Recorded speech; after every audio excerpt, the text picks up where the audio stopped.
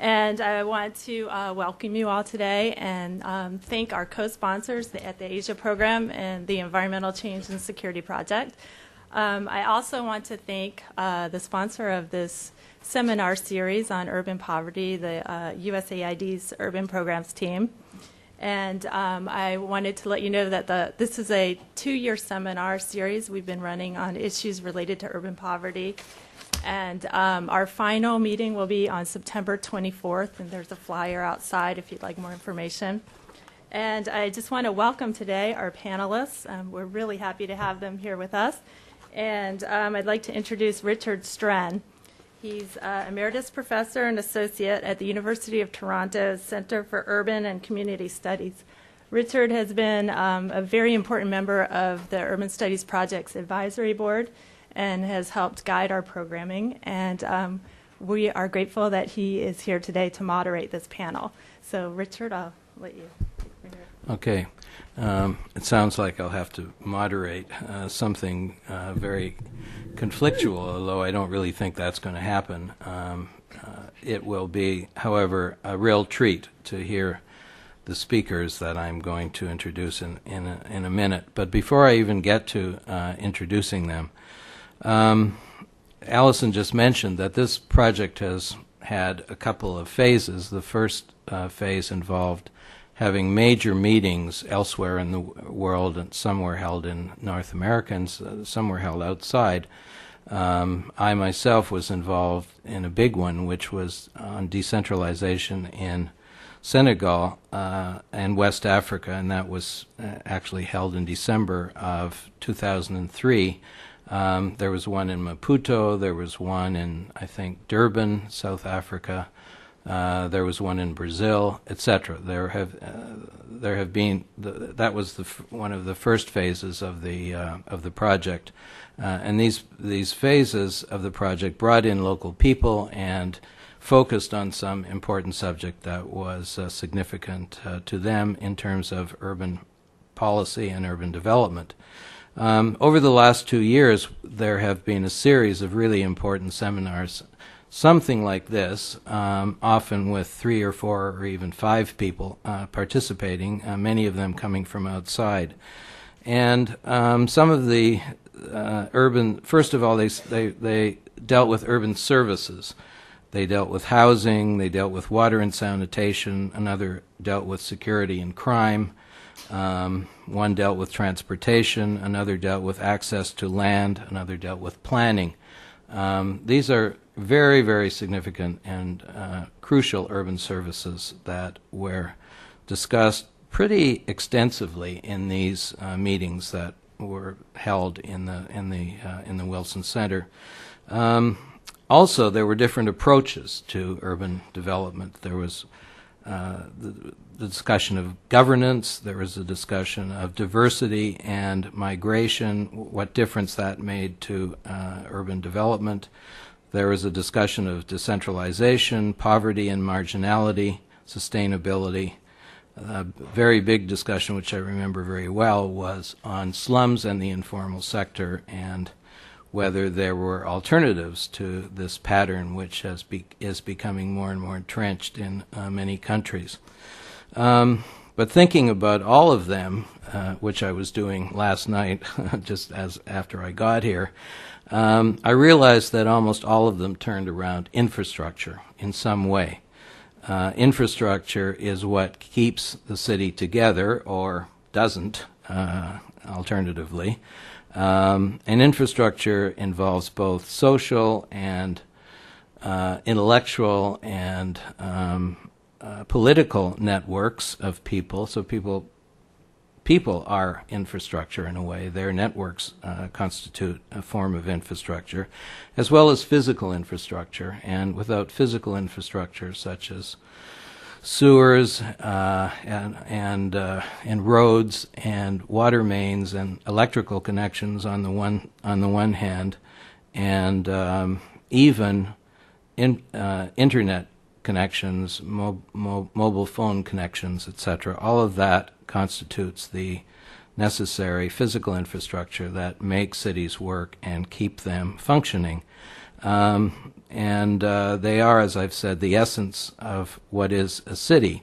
And if they don't work, the city doesn't work.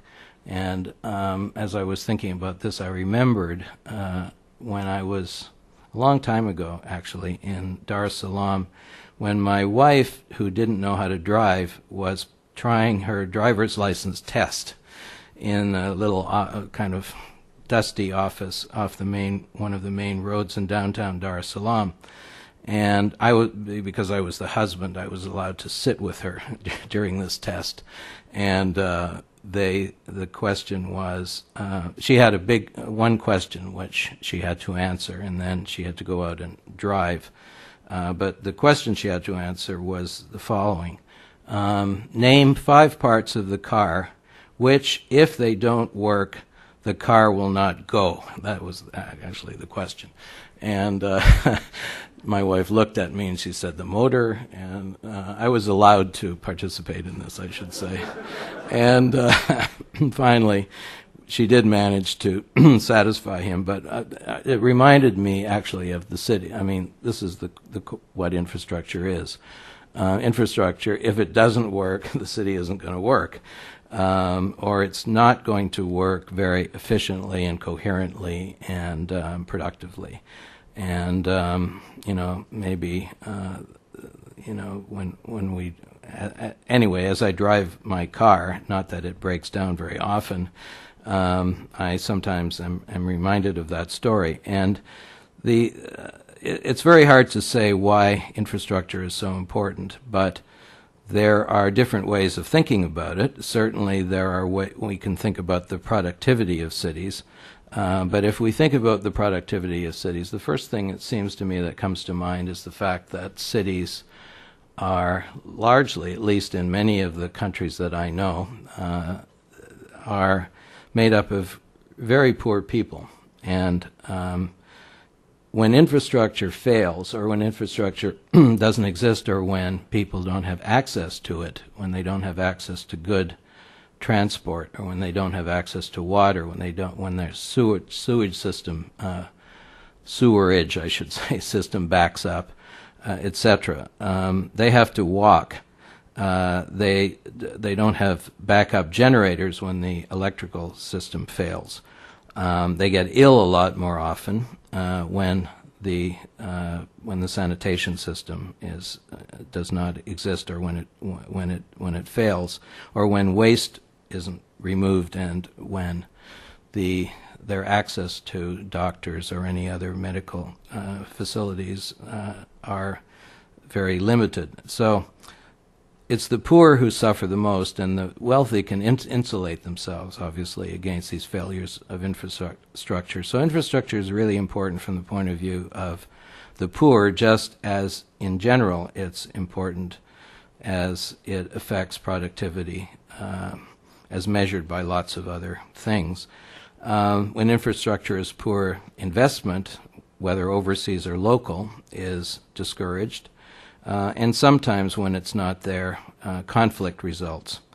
The social science literature looking at infrastructure, or the infrastructure crunch, or the failure of urban infrastructure to keep up with the rate of migration, which is always much, much higher than the level of production of infrastructure, the rate of the overall level of urban growth in cities in the developing world is over 2%. I think it's 2.2 the last time I looked, and whereas in northern cities it's about 0.1 or 0.2%. So it's many times the rate of urban growth and this is just population growth, it isn't necessarily physical growth, which may be even more extensive than in the north.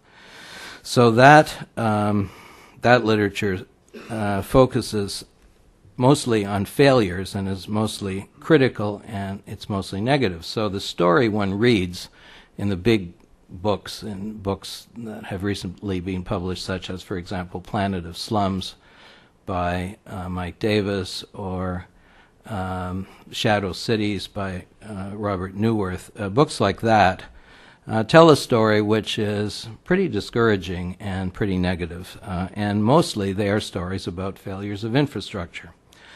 But there's another side to this, because infrastructure isn't always an absolute disaster. People are responding to the failure of the state or the failure of local government to provide the necessary services they need. They're doing that on their own. They're doing that along with governments. They're doing that along with assistance agencies in lots of very complicated ways. There are some positive stories that are out there, but we don't hear them very much. And I think it's our privilege and a great fortune to have two people here with us today who are going to tell us something a little more positive about what's been going on the infrastructure side in very different ways. Let me introduce the two speakers to you before they speak, and then I'll turn the floor over to them. The first person who's going to speak is Mr. Arif Hasan, who's directly to my right and your left. He's an architect and planner. He lives in Karachi, and he's very, very important in the urban field, not only in Pakistan but internationally. He's been a consultant to the very famous Orangi Pilot Project, and it has attracted a great deal of international attention. He, in 1990, as the bio says, he was awarded, he was given the Shelterless Memorial Award by the Japanese government. He's been on steering committees for that award, and he's been recognized all over, and not only among practitioners, but among academics like myself, as one of the people who is putting his money where his mouth is. He's on the ground. He's helping and advising people to do something about the disparities which they live with. And he's been making a very big difference, and I'm sure he would say that he's not the only one, which is true, but he's energized that process, and we're very lucky to have him with us. The second person is a person that I've known for quite a long time, actually. I think we've known each other since 1981, if I'm correct. Personally, and the first time I ever saw Michael Cohen, who's sitting on the far end, was in Senegal when he was giving a seminar to a bunch of people who were involved in the first Sites and Services project to be developed in Africa and possibly, by the World Bank anywhere. And Michael came out to greet me. He was in a room with others, and he came out to greet me, and we met. And but I think the group had to, I remember this rather vaguely. It is about 30 years ago. But he came out of the room, and the group was starting to go. They had to go someplace, but they were dismayed because Michael was out talking to somebody, and they wanted him in the room. And they started calling, Michael, Michael, Michael. He was very, very important. He was playing a very important role because he was training and working with the first group of people who were operating this new Sites and Services project, which, as he's going to tell us in his paper, had a much longer history than the actual project documents expected.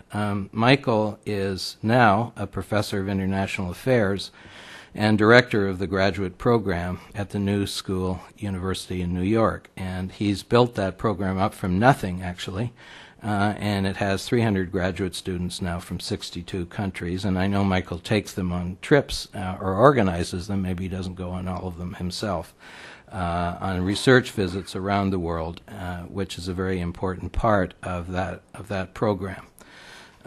Michael's significance is not only, however, as an academic, because before that, as I said, he was working in the World Bank, and from 1972 to 99, he was for a long period during that time, I'm not sure exactly the years, he was head of what was called the Urban Development Division, I think that's right, and it was the focus of all of the advanced thinking and imaginative projects in the urban field that were being done at the bank. Michael was Mr. Urban during that time, and he brought so much energy and so many of his own ideas and commitment to that division that it became the real center of initiatives for urban throughout the world. And since then, I think when we think back on what the bank is even doing now in urban and what other agencies are doing, I think that was a high point in urban development internationally, and we have Michael to thank for it. Michael has a doctorate in political economy from the University of Chicago, and he's done a lot of things outside of just being working for the bank and working at the New School. He's was president of the IIED and International Institute for Environment and Development, and he was on a couple of panels at the National Academy of Sciences, one on infrastructure and another one on urban dynamics. The urban dynamics one I know because I was involved in that too, and we produced a book called Cities Transformed in 2003, and Michael was a very, very important member of that panel. Anyway, these are the two people you have the good fortune to hear, and I will pass the gavel now over to Arif Hasan, who is going to tell you about some of his experiences in Karachi. Thanks.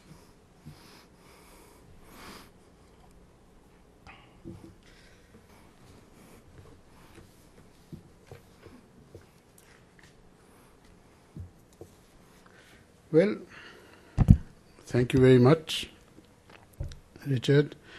First of all, I'd like to thank the Woodrow Wilson Center for having invited me. And I'm here because of their persistence and perseverance in getting me an American visa, which took a rather long time. So, before I begin my presentation, I'd like to say that I was thinking on how to make this presentation. Should I talk about the larger issues of sanitation and relate our work to it, come up with some conclusions, or should I tell the story of Orangi? And I decided to tell the story. The only problem with the story is that the story becomes longer and longer with the passage of time, but the time given to illustrate it always remains the same, 20 minutes to half an hour. So I will try and condense this, raise a few questions which I think can be discussed later, and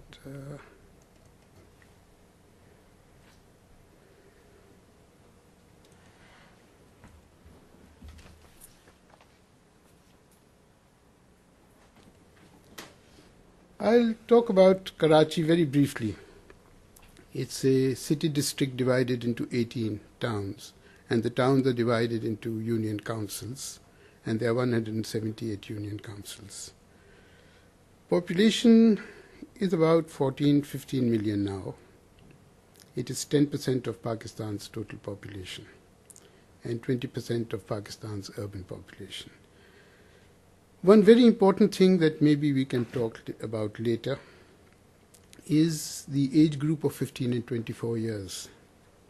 This age group is completely different from the other age groups, which I think is extremely important because it's a new world, I think, that is being born, which planners normally don't realize what is going to happen 10 years from now. It's a literate age group. And I think for the first time in the history of South Asia,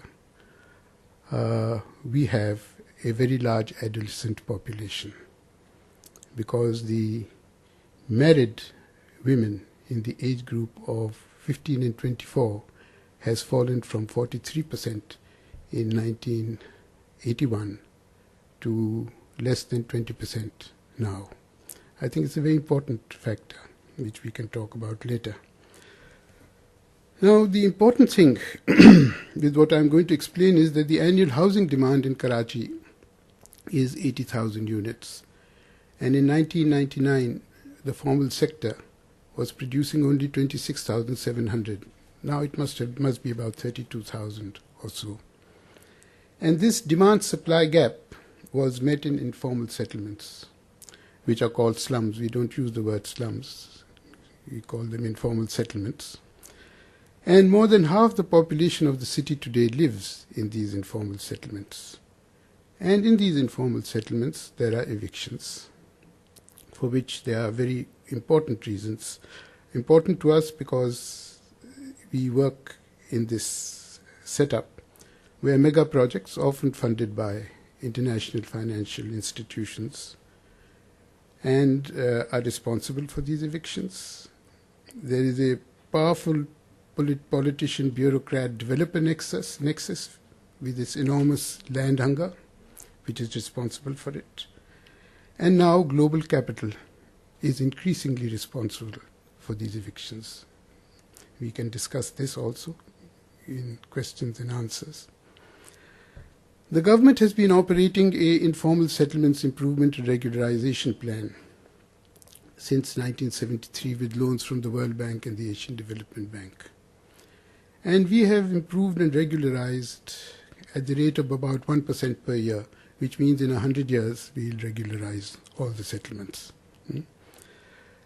And there are various reasons why that regularization and improvement doesn't take place. They are listed here: no community involvement, poor recovery, lack of capacity, complicated procedures for regularization.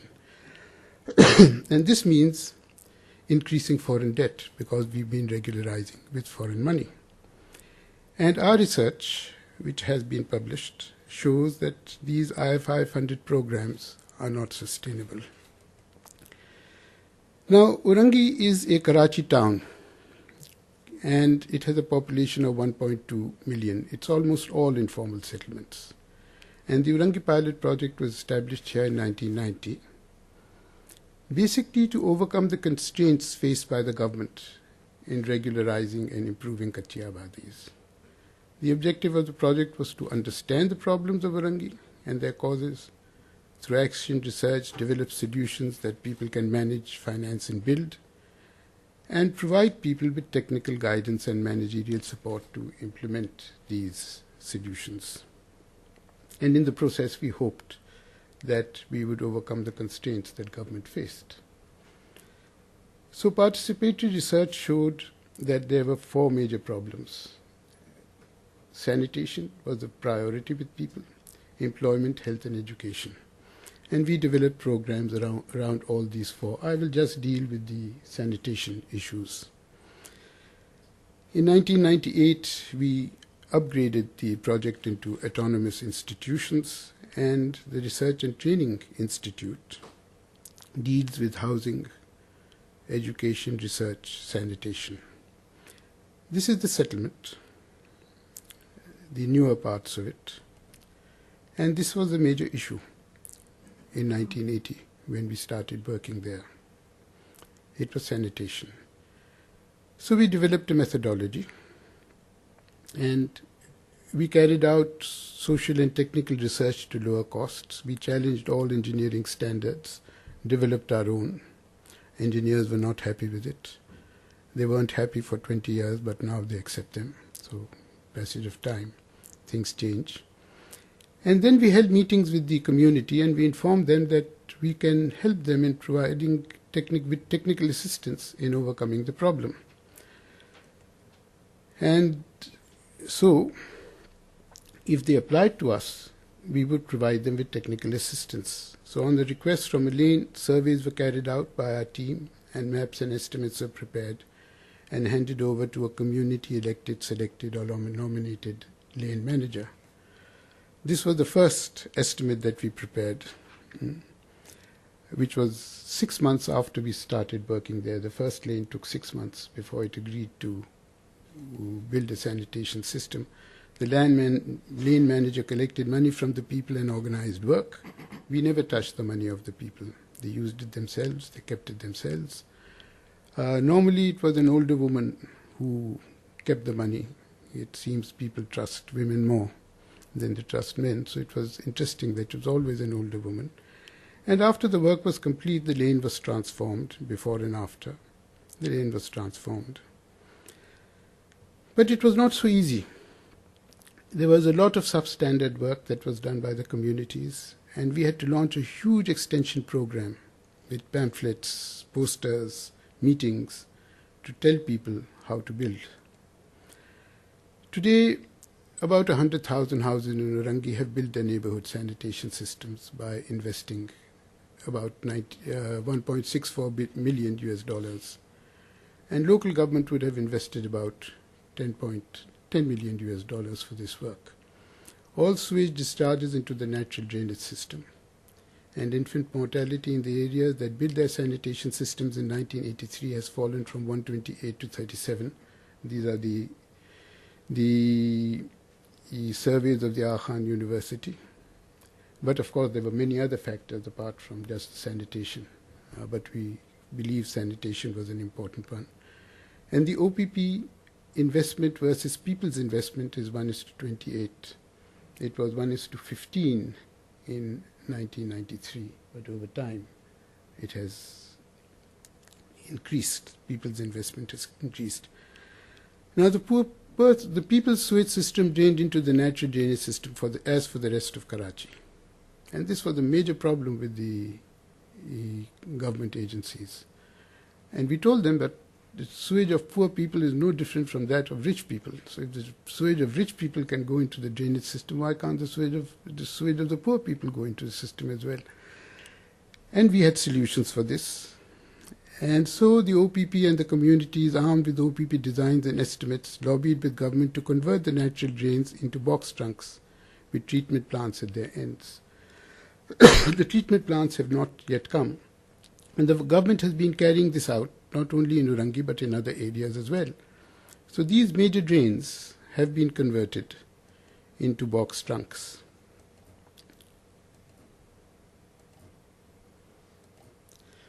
Now the engineers are very unhappy with this, but then we found out that the Japanese had been doing exactly this after the Second World War. And we got Japanese engineers over to Karachi to discuss this issue. And it was a fascinating discussion because the Japanese engineers had never heard of many of the formulas that were produced before them by the Pakistani engineers. And so the engineers in Pakistan were more or less satisfied, yes, that this is possible. This is what shows you what the situation is today in Orangi. Now, on the basis of the work that we did in the first 4 or 5 years, we divided sanitation into internal and external. Internal development consists of sanitary latrine in the house, underground sewer in the lane, and collector sewer. External development consists of trunk sewers and treatment plants. Results in Orangi and 322 other locations in Pakistan have demonstrated that communities can finance, manage and build internal development provided they are organized and are provided with technical support and managerial guidance. They collect money over a long period of time sometimes when they are very poor communities. It probably takes them a year before they get the money to do it. But that process of collecting money and organizing gives them enormous strength and changes their relationship with government agencies. And local governments can support the process by building external development, provided they accept the concept and train their staff in OPP RTI methodology and in working with communities. Now, the scaling up of this program has been done by local government building external in sanitation in Orangi, government agencies and departments adopting the OPP RTI concept and methodology, and by NGOs and CBOs who have been supported by the OPP, which has led to partnerships with local governments. And there's been a lot of involvement of academic institutions in all this simply because me and 2 of my colleagues have been teaching at universities. Our main change came when we started collaborating with the Sindh Katchi Abadi Authority in 67 settlements. They adopted this pattern, the Orangi pattern. They made regularization, they took regularization to the communities rather than asking communities to come to them by forming community organizations who determined how money was going to be spent, and which completely changed the whole manner of doing things. But more important was what happened through NGOs and CBOs all over Pakistan. And we've had many failures before we came to this pattern that I'm going to explain. Our strategy of working with NGOs and CBOs outside of Karachi is basically that community activists from there contact us. We invite them for orientation to our office in Karachi or direct them to one of our partners. After orientation, their activists convince their community to adopt the program, and they create a team of a social organizer and a technical person who are trained at the OPP or on site in their settlements. The training is in surveying, mapping, estimating, construction supervision, documentation and accounts. Training does not have a specific period. It continues throughout the life of the project. OPP arranges financial support for the team and related expenses through water aid. Initially, it is about $200,000 US, $3,500 a year. Then it multiplies. It becomes about 3 times more after 4 or 5 years. Invariably, the CBO NGO comes into contact with local government departments as its work expands.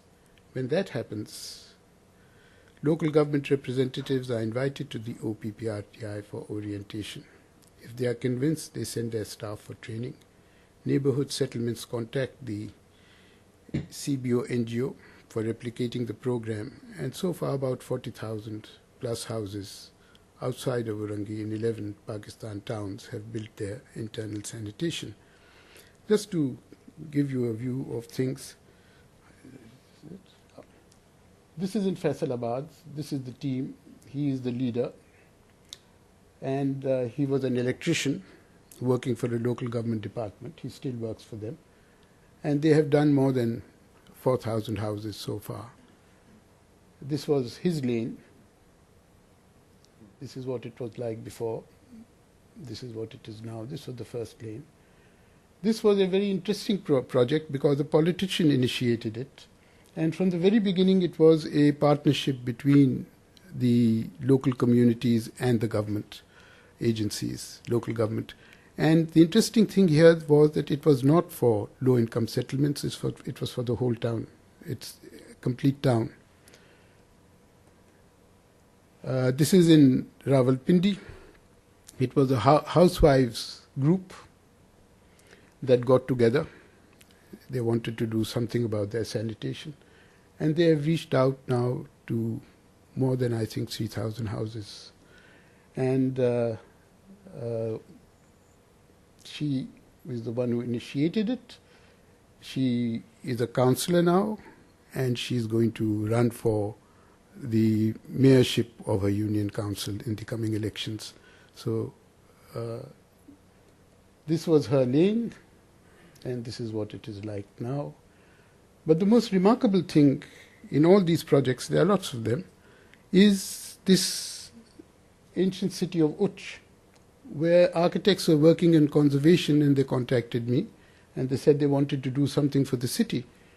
And we got these 2 young men involved. One was a draftsman, and they today are advisors to the local government on development.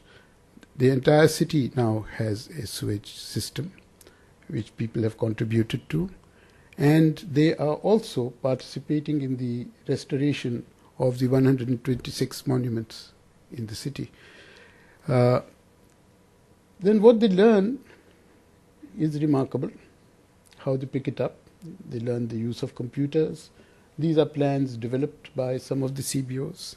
Some of them are good at making maps. Others are good at doing propaganda of their work and promoting what should be done. Others are good in technical things. And because they had different skills, we created the Community Development Network, which consists of all these people. And they meet every 3 months at a different location. And they independently contact each other and get support of each other for their work. Only problem is now they have become so many that it's difficult for us to meet together, and we are deciding that it should be at a provincial level because it can't be at a central level. The number is too large. But the most important thing that changed our relationship with government was the youth training program. It consists of training young people in surveying, documentation, designing, estimation, on-site supervision, and community mobilization. These are all from the communities. So far, 42 persons have been trained and 18 are under training. Now, the result of this program is that we were able, through them, to document 336 out of 539 settlements. They have been surveyed and mapped with their physical and social infrastructure. And 52 of the 63 natural drains carrying 80% of Karachi's sewage have also been documented. Now, the spin-offs of this were that we got to understand the drainage system of Karachi and how it functions, which nobody had ever documented before. And as a result, we were able to develop an alternate sewage plan for Karachi which needs no foreign loans except for treatment plants. We were able to change major changes in the ADB sewage plan for Orangi. We managed to get the ADB loan for Orangi wastewater management program cancelled. And these groups have been able, these young people have been able to prepare Union Council handbooks for mayors and community-backed sanitation proposals for Orangi towns. I'll mention this later. And then we created the Technical Training Resource Center, which I will also explain. And through this whole process, we developed extremely good relations with the KWSB and city government, the water company and the city government, although previously we had very bad relations. They really hated us and we didn't trust them, but after working with them over a period of time, we got to understand each other, and we have very good relations now. We try not to take our quarrels to the press or to the TV networks as we used to before. So this is the sort of work that students did. And this is the proposal that we made. And I'll just mention this proposal. You see, Karachi has 3 treatment plants. Yet the sewage all flows, planned, it is planned to flow into these natural drains. It is planned to flow. It's not an accident. The city has planned it like this. And these treatment plants, as a result, they receive no sewage. And so this appeared absolutely ridiculous to us, because to take the sewage to these treatment plants would mean digging up the entire city, which was proposed, by the way, and relaying trunks and establishing loads of pumping stations all over the place to make it function. So this is the KWSB, which is mad with rage, because all the sewage is going in different directions and it's sitting on the treatment plants. So treatment capacity is 151.5 mdg, and what is treated is 40 mdg. And this is how the rest of the sewage goes into the sea through these natural drains. And the natural drains have become higher than the sewage system because they've not been cleaned over the years. So this is the result in many places. So this is the mapping that we did. It's a synopsis of our mapping. What you see in black are all the drainage, natural drains through which sewage flows. And we have about more than 1,800 maps which illustrate all this. And this completely changed the whole manner in which the sewage system of Karachi was thought of. And then there was the ADB funded project for Baldia and for Orangi. I won't go into the details, but in Orangi we managed to change it. In Baldia it remained as it was, and you can see the difference. Government investment.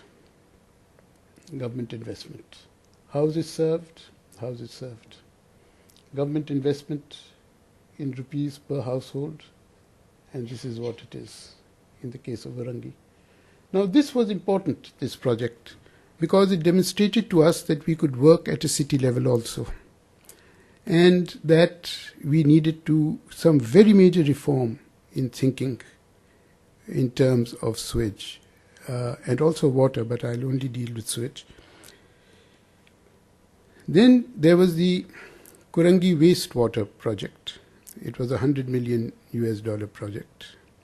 We revised it and we brought it down to 20 million. Now the reason why it came down to 20 million was simply because we documented the existing infrastructure, which the people and informally government agencies had built slowly over the years. It was in a bad state, but it could have been rehabilitated, and all of it flowed into the natural creeks. And we did not lay any trunk sewers. We said, no, we can use these creeks. Okay. So this was the documentation of that. Then we set up the Technical Training Center, which was set up by graduates of the youth program. It trains young people and supports the union councils and communities, and is self-supporting. We got them an endowment, so they don't need money at all. Now, the repercussions of this model has been basically that the Sindh Katchi Authority has become financially solvent. Previously, it functioned entirely on IFI provided loans. It's going back to it, by the way, for different reasons.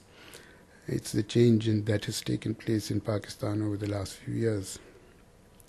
And then the important thing was that in 2006, the government of Pakistan asked me to prepare the sanitation policy. And that sanitation policy was very much on the lines of what we had learnt about sanitation in Pakistan. And it has been approved by Cabinet. But of course, a policy is pretty useless unless there are strategies associated with it, and there are rules, regulations, and procedures which have still to come. And then the OPP's low-cost program for Karachi has been accepted. And there is a big mapping initiative that we have launched in the smaller towns of the province of Sindh. So mapping has become the way now. We have learnt that it is through mapping that you can motivate communities, that they can understand their situation. So it's all about mapping, increasingly. And then we created the water and sanitation network in Karachi of CBOs, academics, NGOs, and I'll pass over this. And these are the sort of plans that we've been preparing for the agencies. And I can say that, this sort of work cannot be done by conventional engineers. They don't do it. There is some block towards it. Nor by conventional surveyors. We've tried them all. It is these communities who know their areas, know the people who live there. Once they are trained, they are able to do this. I'll pass over this. But this was all about sanitation, but it's not really all about sanitation. It's something much bigger. It's a change of relationships. And we realized that we needed to go much further. So we set up the Urban Resource Center in 1989. And this was set up by teachers of architecture and planning, NGO activists and community leaders. And it would have been completely useless, this center, were it not for the fact that we had all these communities with which the Orangi Pilot Project had worked with who could be involved in this center. And the center is basically a research and advocacy center. And it has challenged many government projects. It has made many proposals. It has succeeded in much of the changes it has proposed, failed in some. It has fought evictions successfully. Also, it has failed in some. And there is a strong involvement of the universities in the center. So it brings together a whole lot of people.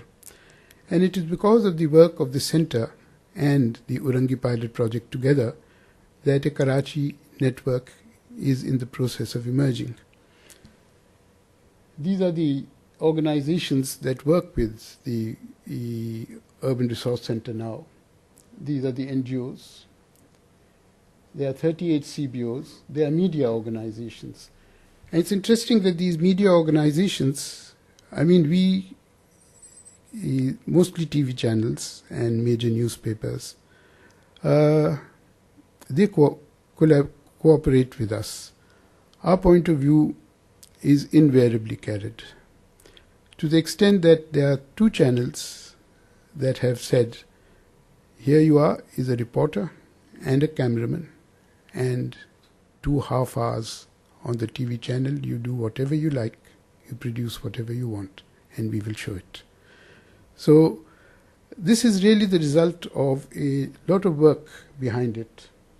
Now, you have groups like the Minibus Drivers Association, etc., Tankers Owners Association. Anyway, I won't go into the list of it. But, you know, there are also a lot of government departments that are now very close to us, who were very distant from us once upon a time. And the reason for that is the National Institute of Public Administration, where bureaucrats are trained. And we became the trainers of bureaucrats, a part of their course. And you know how things happen. The reason why this happened was that the founder of the OPP was an old bureaucrat. So that is how it began. Then it stopped. Then my sister became director of the National Institute of Public Administration, so it began again. So it's a lot to do with personal relationships. And it is from these relationships that we were able to get a lot of things done. But politics changes, and all political changes bring with them setbacks sometimes. Sometimes there are benefits also. And so we have understood one thing, that you have to work with the middle-level bureaucrats. And this is something that my colleague Parveen Rahman, who really runs the project now, I have very little to do with it except as something ceremonial. She has understood this very well. And she says, we don't want to meet the managing director. We don't want to meet the mayor. We have to work with these middle-level people because they are going to stay. The others keep changing. And finally, this is what it's really all about now, which it wasn't when it began. You have politicians, planners, and people, basically, the 3 main players in this game. The politicians have links with powerful local and national and international interest groups. Planners are supported by academic institutions, international agencies, and donors. And people are small, formal, and informal interest groups. By the way, this I had made PPP simply because we made a presentation to the Prime Minister, and her party was called the Pakistan People's Party. So it sounded nice. And she noticed it immediately, by the way. So that is what the purpose of it was. What is happening is really that politicians and planners get together to give development to the people. And in my thinking, this zone of interaction is directly proportional to this distance. And I think what happened in the Soviet Union was the planners and politicians became one, and the distance became infinity. This is my view after having worked there. What we are trying to do is to create this space and create it, nurture it, and ultimately institutionalize it. I think we've managed to create it, but it is a very long distance, I think, before we can institutionalize it. Thank you very much. Thank you very much.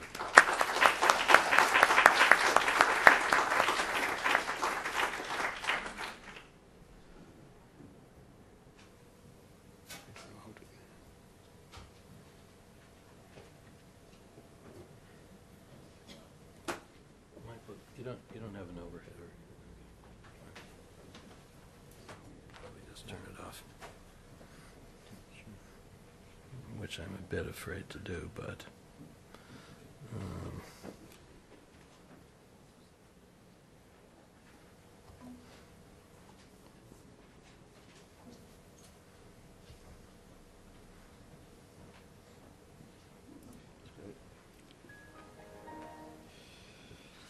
Caught the PPP right away. okay, Michael. Let's put this. Thank you very much, Richard. It's a pleasure to be at the Wilson Center. I'd like to thank Allison and her colleagues, Blair Rubel and others. We worked together well before in the preparation of Habitat 2. We put a book out on preparing the urban future. Well, here we are. We see that it's still going on, many of the issues, and it's great to be here. It's also, for me, a real pleasure to share the table with Richard, who, as he said, we know each other for a long time. And I've always been an admirer of Arif's work. I think we met 20-some years ago, and recently we had the honor of having him at the New School, where he was talking with our students about experiences in Karachi. I want to talk about the evolution of urban work and use the example of Dakar, Senegal, as an example, a little bit as a metaphor for how it's possible to change a perspective over time and how, in fact, learning can occur.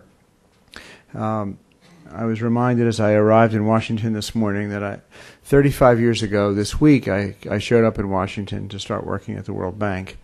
And I was enthusiastic, and I knew that I was going to start to work on a project in Dakar, Senegal, which had been approved by the bank's board in June of '72 as the first bank work in urban problems.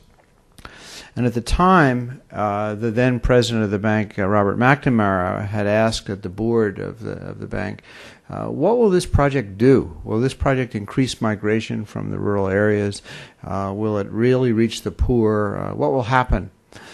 And I had been working on Francophone Africa and ended up getting a job in this big institution, knew nothing about it, and it really started a journey of discovery. And what I wanted to talk about is a little bit, many years later, having said, what is it possible to learn out of this process?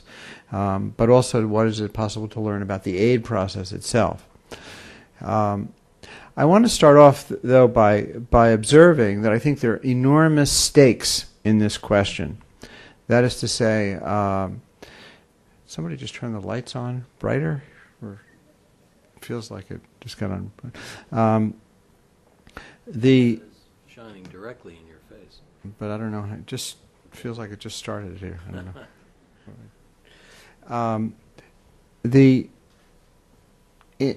By the year 2000, if you look at the evolution of aid to cities in developing countries, and you observe how the World Bank became very active starting in '72, by 2000 the bank had programs, finance programs in 7,000 cities and towns in the developing world. These projects included infrastructure and housing, municipal development, social services, environmental services. You add in the other donors, USAID, UN Habitat, the bilaterals in Europe, the Japanese, the Saudi Development Bank, many of the others. The urban portfolio, if you will, that is collection of work in cities, had reached 11,000 cities and towns. And when I think about the scale of that, it's extraordinary. It's a very large thing. And you might even say that this was one of the really unusual social experiments of the 20th century, right? Without sounding too grandiose about it, but there really have not been programs started in so many places with so many similar objectives to try, in some sense, to support some process of urban development and to address urban poverty in many countries. That said, the truth is that we know very little about what happened. We know that there have been many projects, and in many places, as in the case of that Arif spoke so eloquently about Karachi, we know that there were things that were started. We know that a lot of money was allocated and approved, etc. But we know very little about the impacts of what actually happened. And that's disturbing for several reasons. First, one would assume that in many cases the countries borrowed money from the World Bank, from the Inter-American Bank, from other places to carry these things out.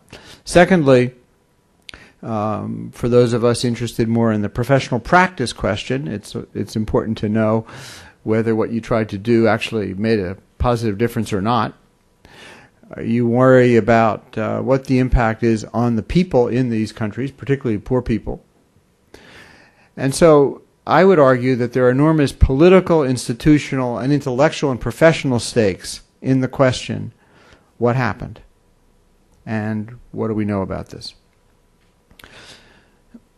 Having left the World Bank in 1999 and having moved to New York and learned about another life and another world, I began to reflect on my own experience with more intensity, and I had the good opportunity to interact with a lot of graduate students who are asking actually similar questions, sometimes quite unrespectful.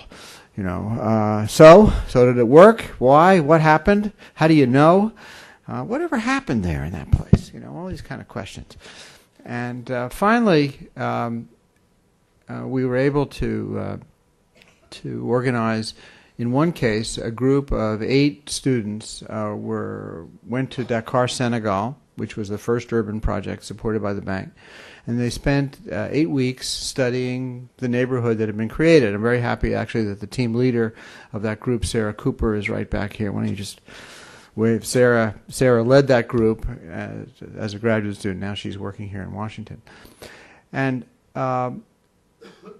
what's interesting about this project is that it demonstrates both the ambition of what the international community might try to do and some of its own weaknesses and problems, but it also raises some of the interesting stakes about aid in general, about the question of aid effectiveness.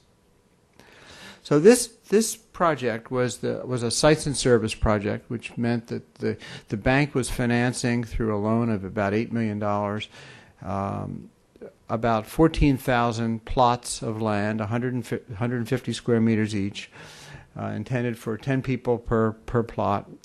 Water services, 1 water faucet per 100 families, very basic sanitation. This was intended to truly be low-cost infrastructure, and people would build their own houses on this land. It was very modest. People were very nervous about this, but it reflected the theory at the time that coercive architecture through the form of so-called low-cost housing was no longer appropriate. We were going to look, the bank would support with the government of Senegal another alternative. Well, the government of Senegal was at best ambivalent about this process. The government was interested in bulldozing slums in the downtown area. It was interested in continuing to subsidize middle-class housing, civil service housing. And somehow the bank had argued that this was a useful thing to do in a site somewhat out of town. And the project, which was approved in June of '72, languished for the first several years. It was difficult to get all the legal agreements in place. It was difficult to get the bidding documents, all of these things. And increasingly, this became what was known as a problem project.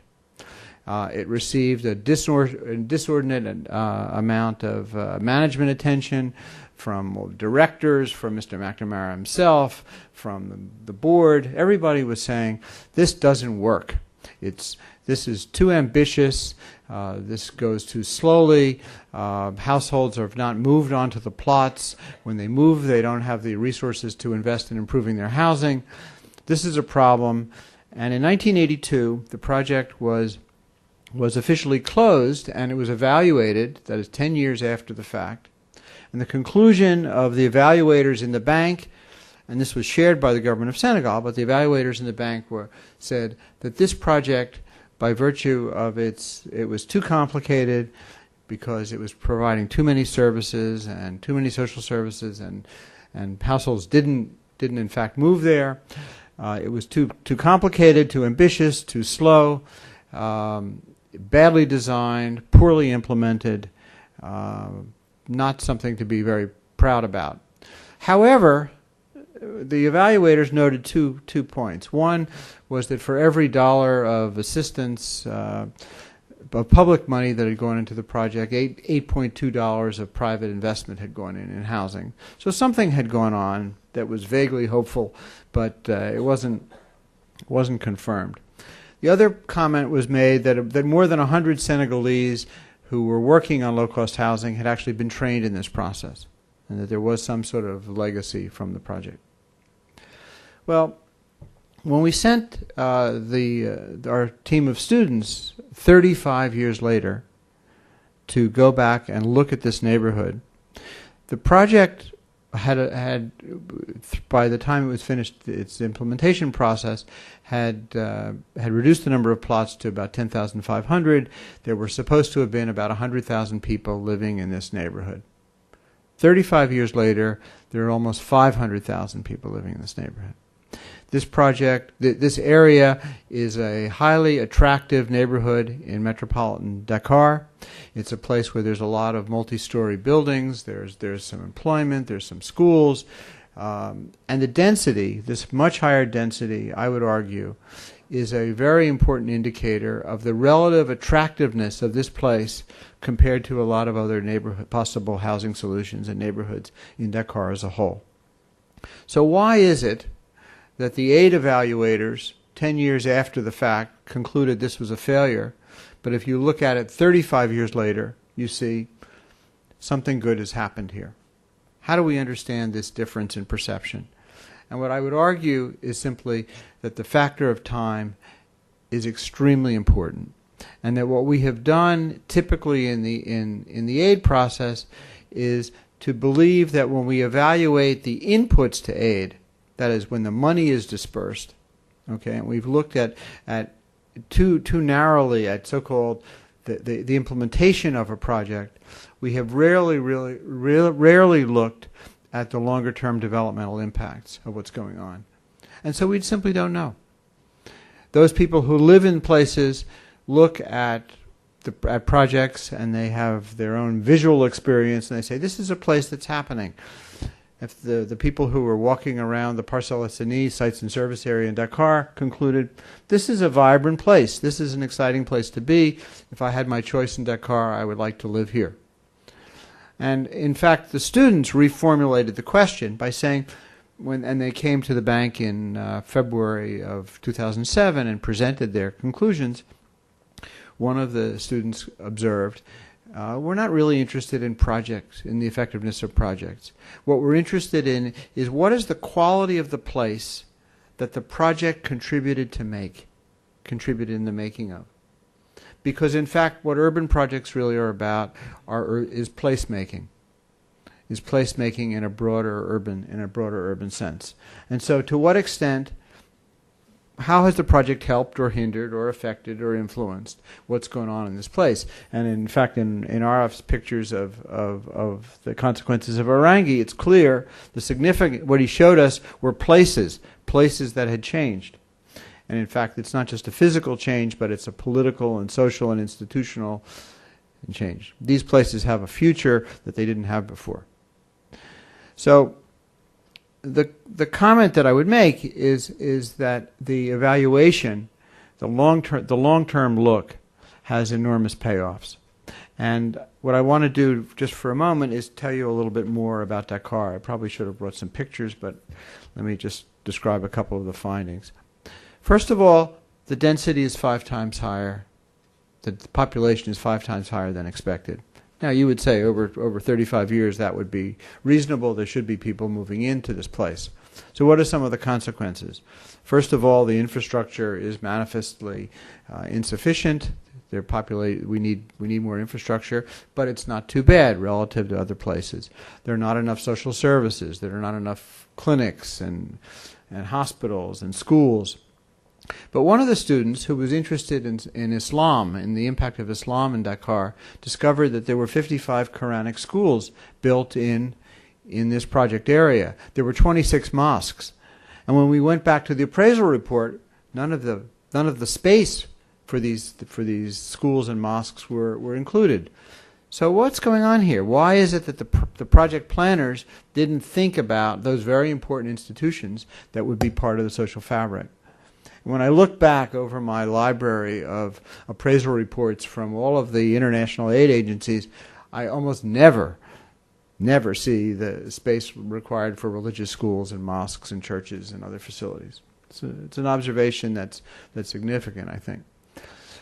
We also find that these communities, and Richard had mentioned mapping, and Arif had mentioned mapping, that the mapping of how people use this project area, this neighborhood, was also quite interesting. We had a conversation, and in fact what's happened is this is a female-dominated neighborhood because most of the men are overseas working. They're working in Europe, they're working on Fifth Avenue in New York, maybe they're here in Washington by now. But one of the deputy director of town planning in Senegal made a very interesting comment. He said, we have urbanisation dépendante, dependent urbanization, by which he meant that public infrastructure and public goods in Senegal are provided by the donors, largely by the aid agencies, by the European Union, by the World Bank, by the UN, by the French, and that private investment comes from remittances from these overseas workers. And that in fact we have a form of urbanization in which there is no local economic machine to generate the surplus required for urban investment. Well, this is very, very interesting and also very disturbing. Because if you can see this, imagine this in one city, you can certainly imagine it in lots of communities in different places. And I'm reminded, for example, of the $40 billion of remittances that are sent from North America to Latin America every year, and you sort of compare that to the aid flows to Latin America, and you say, well, how is this affecting the urbanization pattern, and how do we understand those things? So the observation here is that there are things to be learned in looking back and trying to understand development impact. I want to make a couple of analytic observations and then a couple of policy observations. The first is that what the students discovered is primarily focused on the fact, and what you could see visually, is increased density. So how do we understand density? If we look at urban projects, and we look at in shelter and infrastructure and in sites and services and housing and in general, density is a critical issue because how many people per unit of area would determine the engineering standards. It would determine the affordability if one was pursuing cost recovery. It would have an enormous impact on environmental quality, on social quality, on physical quality. And so density in the early days of project design was an absolute number. 35 households per hectare or whatever it was. What I think we learned, what the students learned in Dakar, was that density had become a relational concept. It wasn't an absolute number anymore. The density was 5 times higher than expected because in relation to the other possibilities that people had, people moved in to this particular neighborhood. So the density changed from becoming a physical concept, if you will, and a technical parameter, to becoming a behavioral indicator of something else that was dependent on other things. And I'm not sure that we could have understood that if we had tried to study the project 5 or 6 years later. But if we had looked over time, we would be able to capture how, in fact, a physical variable is affected by social behavior. And I think that is very telling in the way we think about cities. because we know that cities are constantly changing and evolving in terms of land use, in terms of their economic, physical, and social meaning of places. So I think this raises some very interesting questions that deserve some research attention and policy attention. But there's also an operational question that arises from this. The World Bank and the government of Senegal were frightened by the experience of this project. They were in the bank. People who had worked on the project were told you had worked on a failed project that had impact on their careers, that had impact on their perception of what they had been doing. And the government of Senegal could see that the external community wasn't happy with what happened with this project.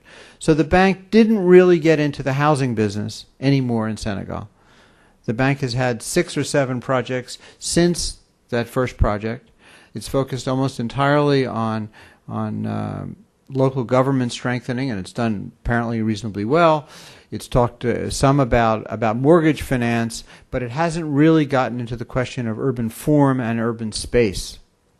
And as a result, the space of metropolitan Dakar has grown in a way that I would argue is absolutely inefficient. We now have very long transport distances, unnecessarily long transport distances.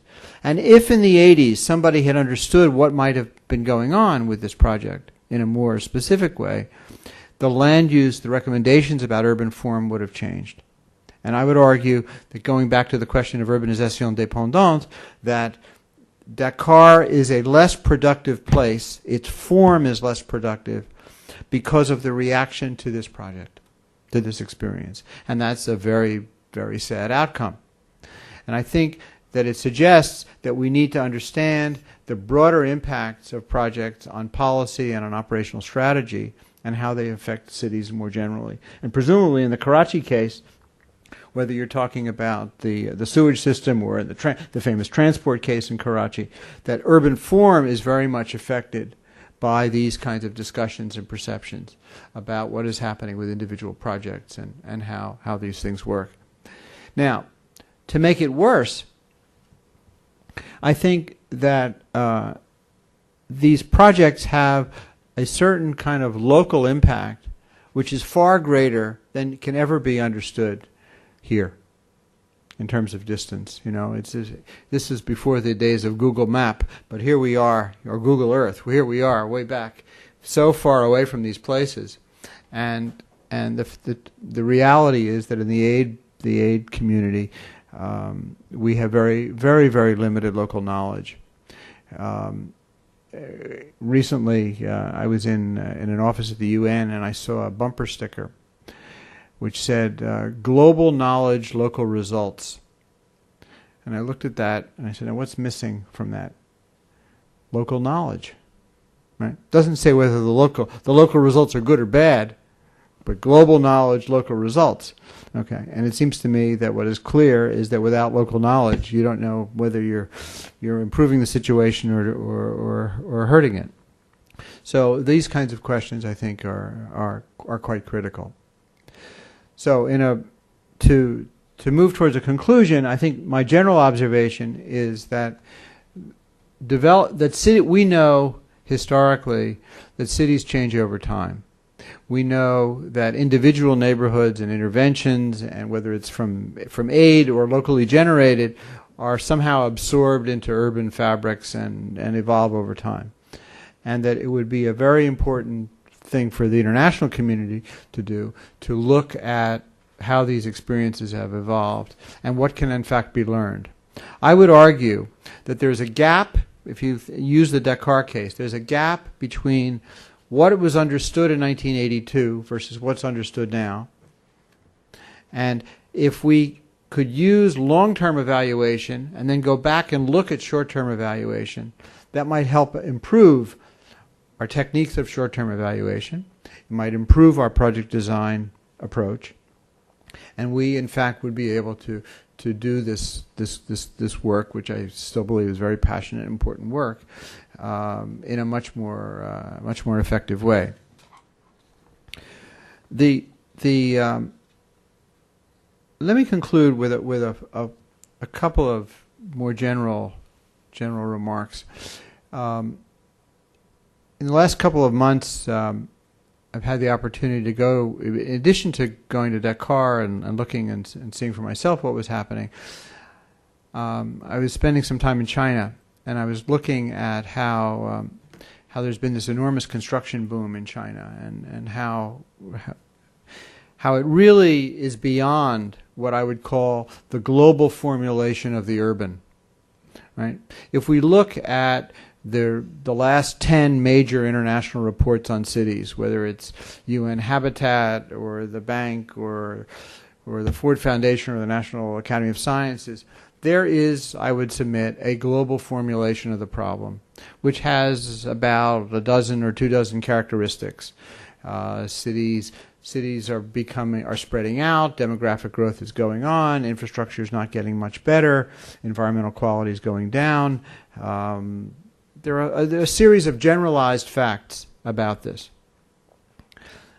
And somehow, I don't think that what is going on in the case of China actually fits in that global formulation. So I say, what could be wrong with global formulation? That is, the Chinese case seems to demonstrate, and Arif and I have talked about what's going on in some of the other Asian cities, there's a process of global capital affecting these cities. And I would argue that we haven't really, for example, looked at how global capital formation is occurring in these cities.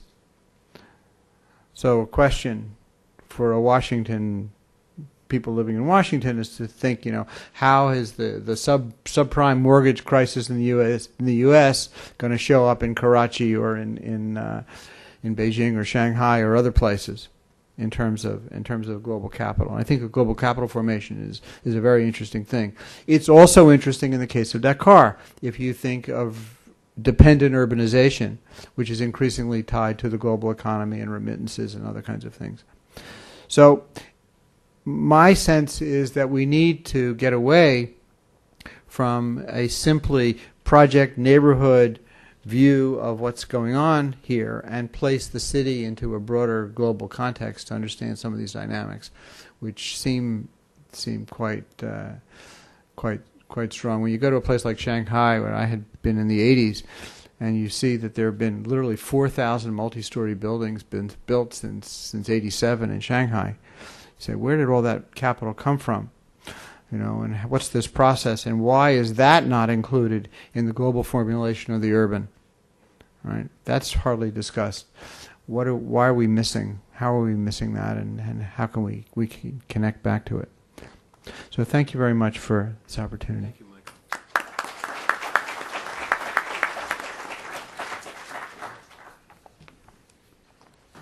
Michael. Okay, we've been treated to two great presentations, and they must have raised a lot of questions, or you must have a lot of comments, or you must be thinking about what they said, and you must be formulating some questions. So I'll open the floor, and we have about 3/4 of an hour to an hour to talk to the presenters, ask questions, and have a discussion among all of us, actually.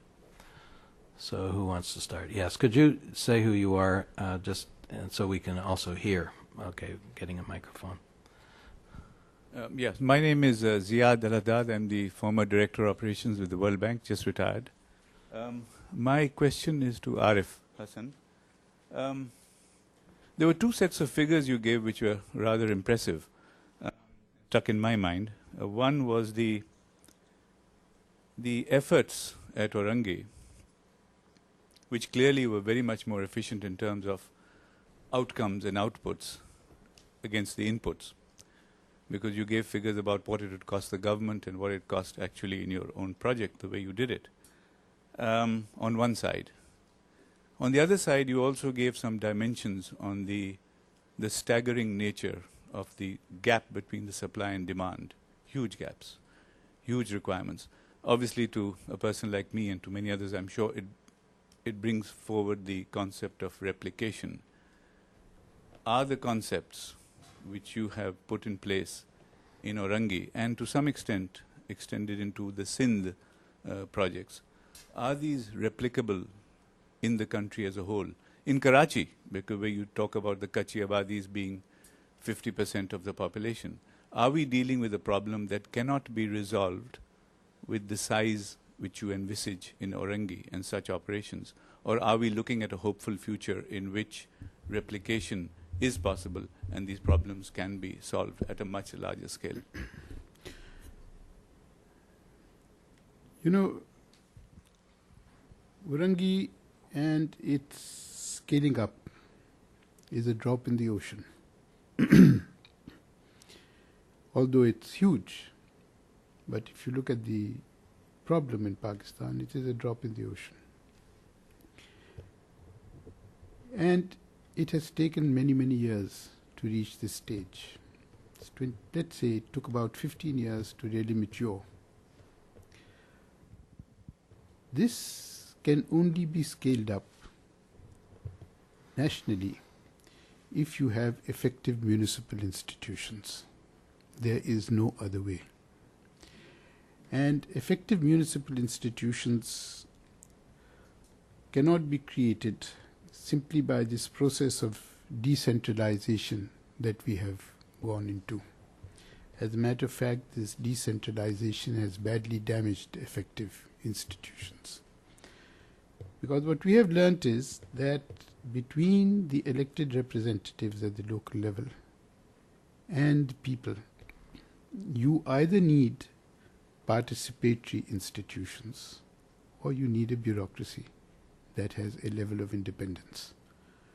So I would say that unless there is reform in local government, serious reform, which accepts this methodology, I don't think we are going to go very far. I mean, we've got a housing policy now that is all about this process. But you need institutions to take it forward and implement it and to involve people in it. Have I answered your question? Right here. My name is Farouk Tabal, Cities Alliance. I have worked a long time with Arif, and I don't have much questions on what he has presented, but I have to share with you a reflection.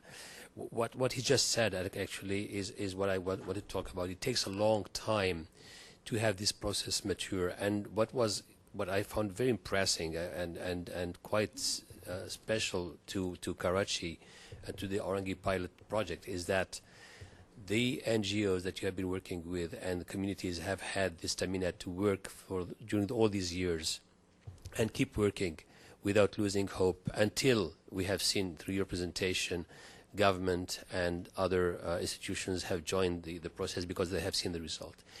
Is this an example that other countries where the issue that you have just raised of the efficiency and effectiveness of municipalities is even worse, is this something that you think could be replicated and how this could be done in these countries? Michael, we are also discussing the Dakar experience that we believe should be expanded to other cases and countries and cities. I have also a reflection here that I already shared with him, but I would like to state it here more publicly.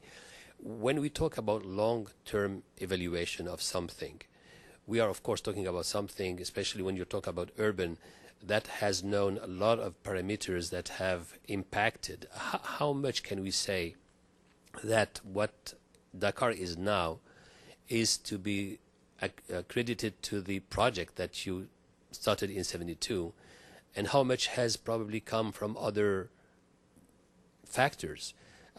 Senegal is blessed, one of the few countries, unfortunately, in that region of the world with a very nice political stability. But imagine, God forbid, Senegal has gone through some problems like some other countries have been. Would that have been a factor that could have been a factor that could have impacted very strongly the outcome? So my reflection is how much a long-term evaluation can tell us about really the project itself. Thank you. Could we start with Michael and then pass to Arif? Okay. Well, I think that the question of methodology and analytic framework is very important, but it also depends on how you frame what you're looking at. If you decide that you're looking at a particular project funded by agency X in city Y, you look about how much infrastructure was created, you can do that in kind of a relatively straightforward way. But the broader question about what's the quality of this place to which the project has contributed, without being so much worried about the short-term outputs I'm more interested in outcomes than outputs. If you're not so interested in the outputs. So, I mean, I'm reminded, I don't remember if I told you this story, but in the 80s, I was on this project site, and there was a Senegalese mason who was sitting on the ground chipping away at a stone. An elderly man, and as a young guy looked at him and asked, I said, I understand this project is behind schedule. And he looked up at me and he said, according to whom? You know, and the whole point being, you know, why does that matter? Right? I mean, yeah, it matters according to somebody else's agenda, but it doesn't matter in relationship to the creation of this place. This place has a broader significance. And so I think one would then have to figure out in local terms how you would assess this place in relationship to other places and possibilities in that city or in that country. Okay. Of course, there are many factors which go along, which determine things, and so if you can do more rigorous use of samples and control groups and various things, you would try to do that. But I don't think there's one single methodology that would apply to all kinds of projects. I think you would want to work this out, and that's where I think local knowledge is really important. Does it really matter? I mean, does it really matter that at the UN in New York, somebody thinks that a project X in country Y was a success? I mean, it matters in the papers, but it doesn't matter in the sense of it matters much more to the people in that place according to their own criteria of assessment. And then the previous question about replicability, of course, is relevant. If you think this was a good experience, what are the constraints to doing more? Getting into the institutional question. So I think we can get ambushed, if you will, by, I don't know, shorthand, the econometricians who would want this all to be worked out in regression analysis and, you know, and factor analysis about. I don't think that's the right approach. We could do it, but I don't think we would learn that much. Ron, over here. And then, okay, I'll start to one here. Okay. I'm Dave Liebson, retired from USAID and doing various other things. A question that kind of relates to both Dakar and Orangi, from the assistance point of view. I guess the question relative to Dakar would have been, if I heard what you were saying, is, you know, because of the frightening effect of the short-term perception, we disengaged and therefore were not involved in what might have been the dialogue about form or even development. And I guess, so the question is, is what happened in Dakar totally, was it just totally, what's the word, spontaneous, or was there some generator, some other thing happening just beyond just in other words, was that initial investment all that really took, or was there something else happening? And then shifting to Orangi, the question is, supposing 15 or 20 years ago, either the donors or the government had said, boy, this is exactly what we want to do, and had been helping you rather than resisting you, would that have been a help or a hindrance to what actually happened?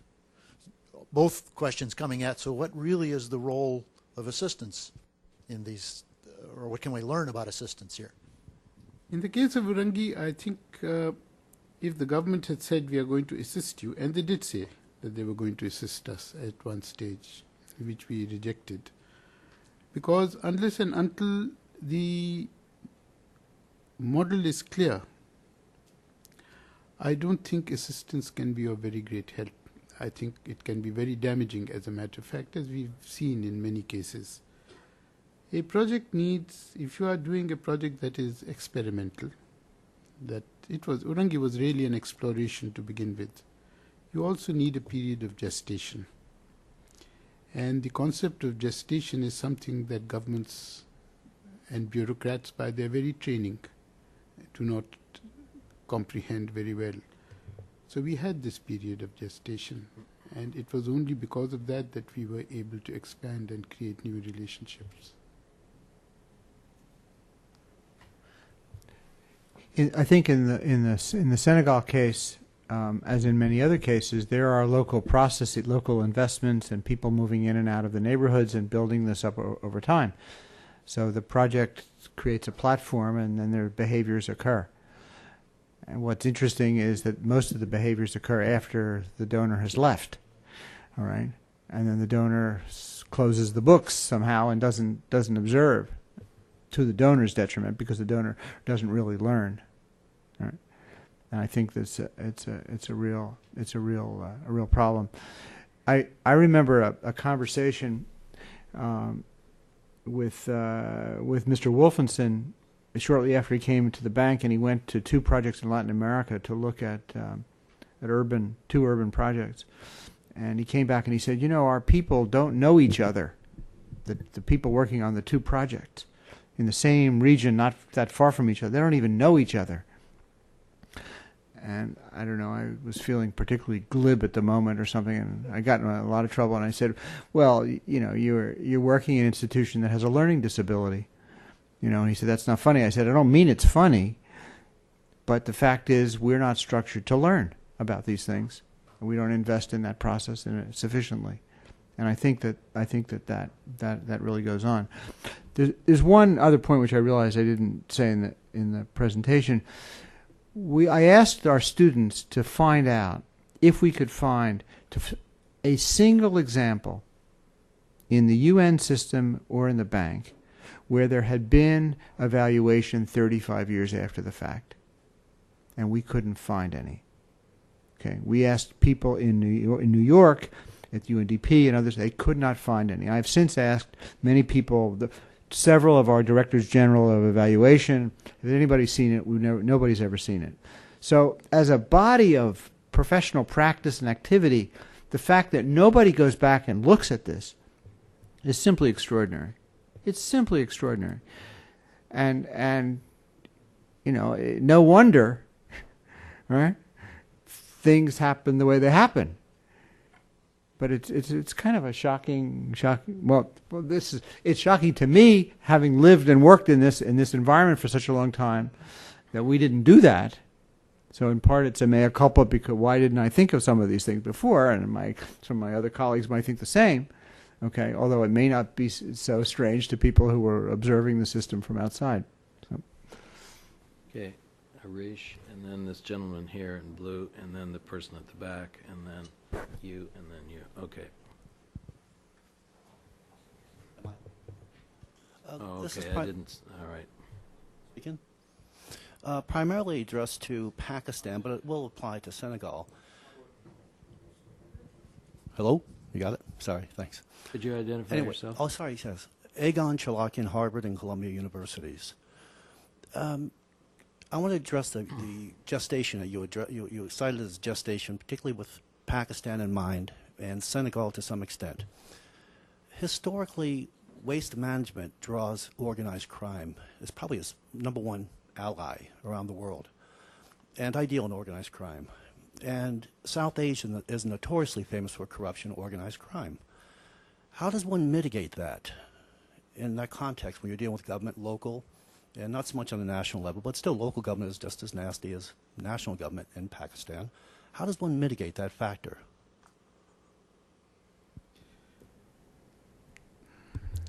Actually, the problem of corruption is there. It is there, yes. The only way you can mitigate it, as we have done to some extent, is by presenting alternative costs. and pushing for those alternative costs through the media, print media, television, channels. And it does work. But there are various levels of this. At the local level, a small project, you can manage to do it. But if you are dealing with huge projects like transport systems, like you are dealing with large-scale trunk infrastructure where there are international tenders being floated, then it is comparatively more difficult. Local contractors and consultants we can manage to some extent. But when you are dealing with the sort of projects we are dealing with now, it's very difficult. So that remains. And you work with it. Learn to work with it. Do you want to say anything, Michael? Okay. Okay. Arish Dastoor from the World Bank and Cities Alliance.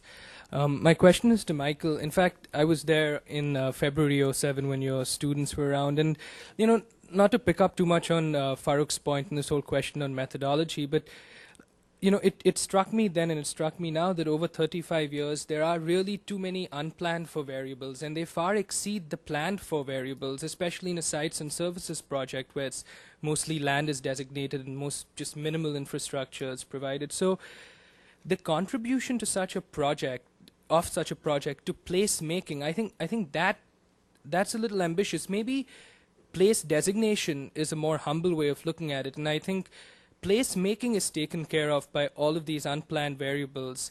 But I think what this project really did, and I really think we need to do more sites and services projects, but I think what this project really did is it designated a place and it got the government to acknowledge the urban future. And just by designating the place alone, it let a whole bunch of other things contribute to placemaking. And I guess it's it's sort of, the terminology placemaking seems sort of, it's what you were bringing up was that global action, local results. It sort of reminds me of that sort of thinking, and that's why I was wondering what you thought about this distinction and I guess probably a more humble approach to what World Bank projects actually do.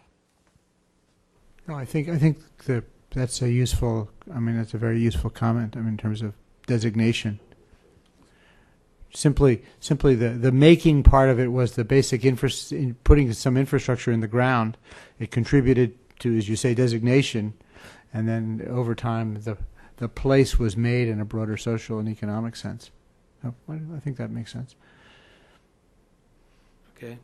Do you want to? Does that mean? Okay. Okay. Comment. Tony Kolb from the Urban Programs team at USAID.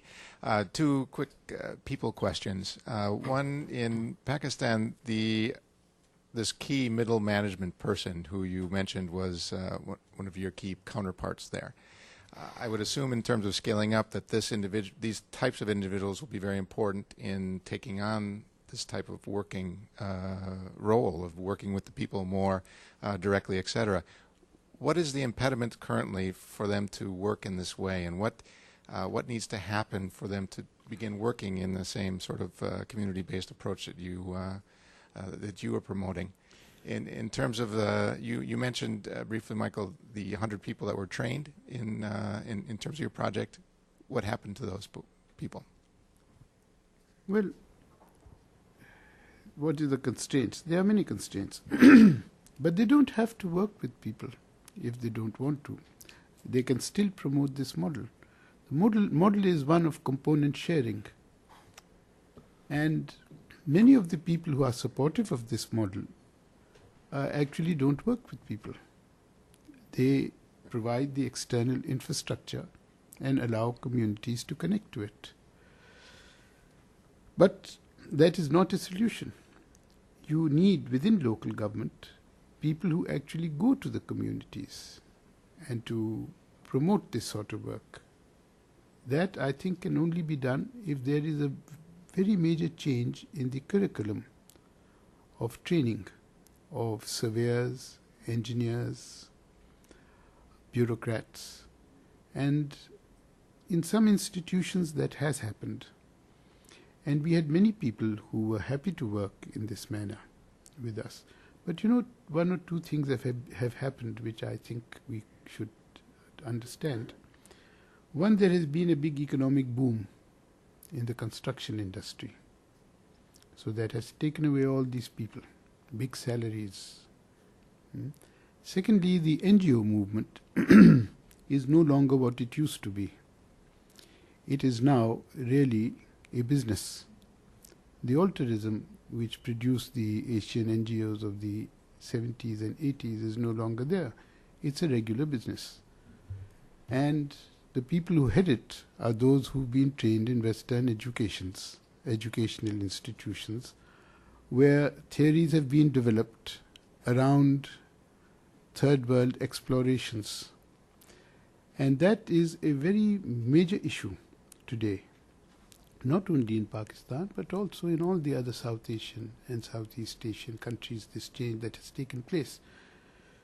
So there's all the more reason to focus on these educational institutions and their curriculums, especially for para-professional institutions, not only for the professional ones, but especially for the para-professional ones.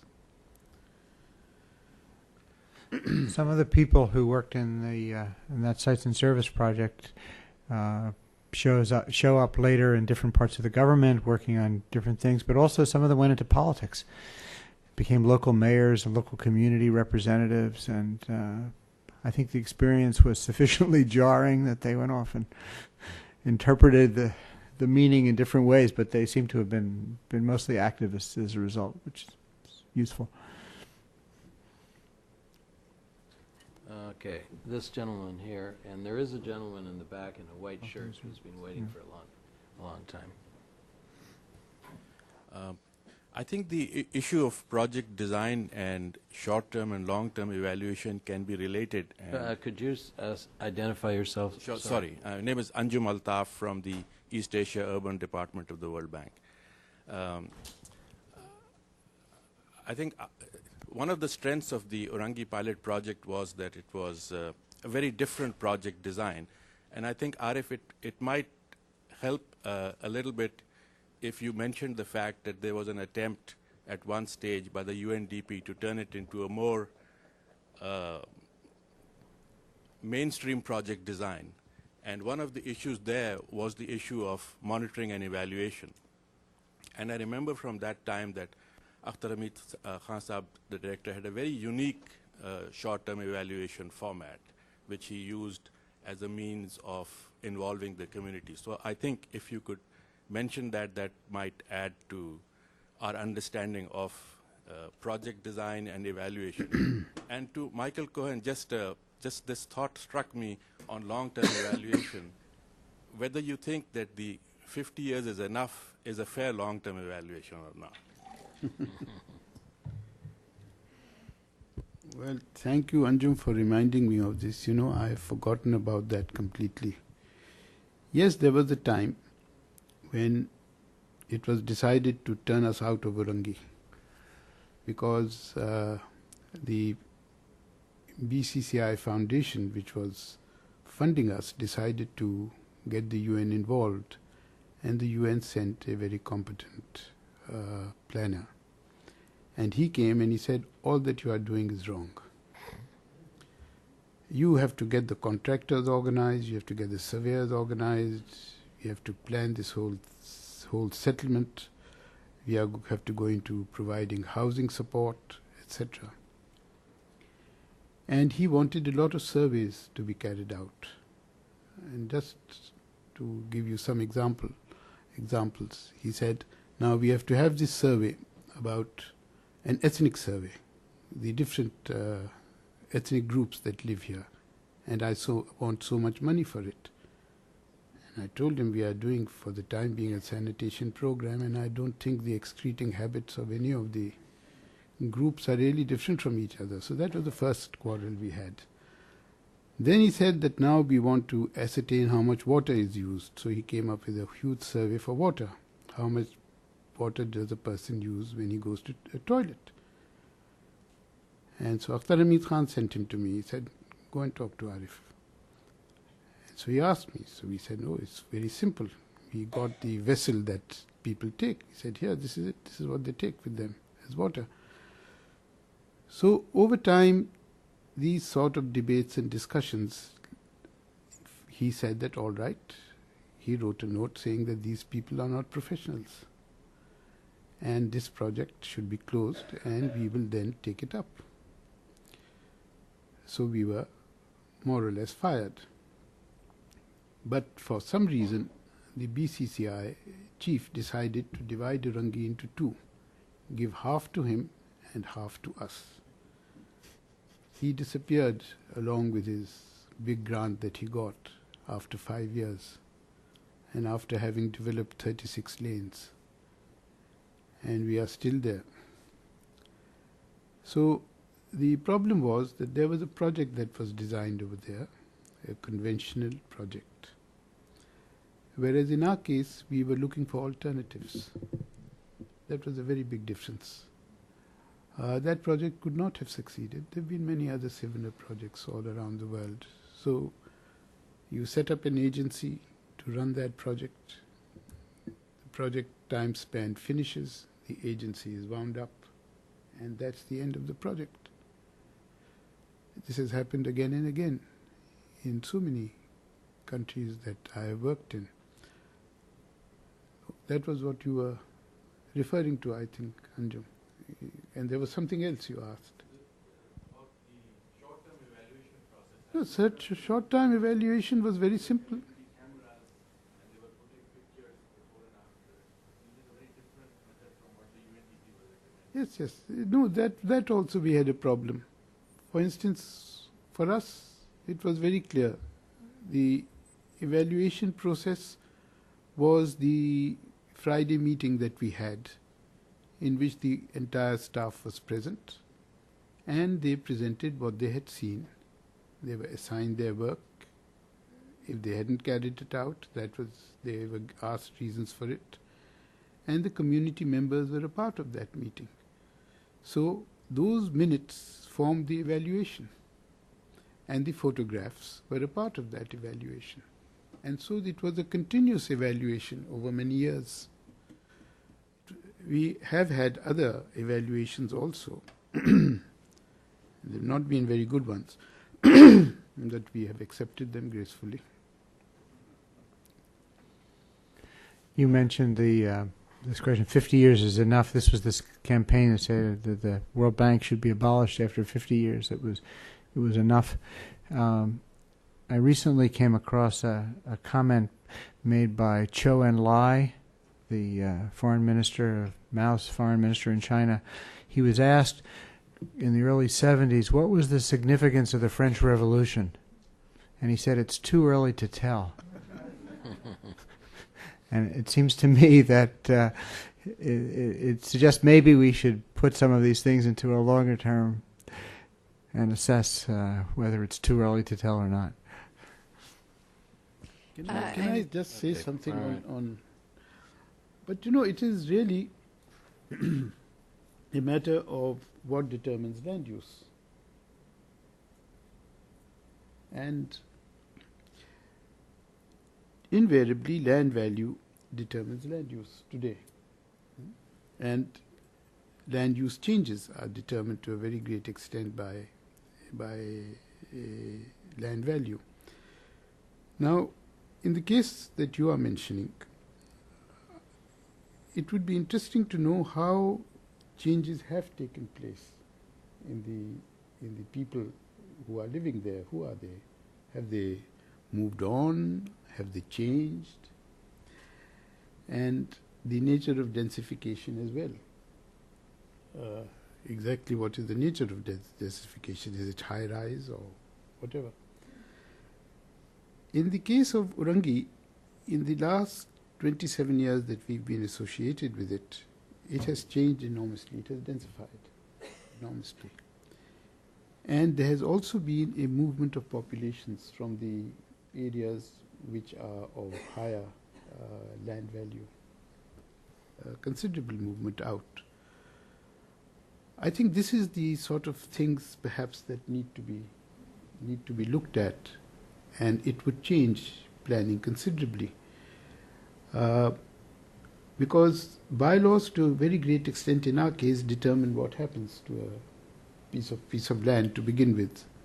And the bylaws are anti-mixed land use, they are anti-pedestrian, they are anti-street, they are anti-dissolved space.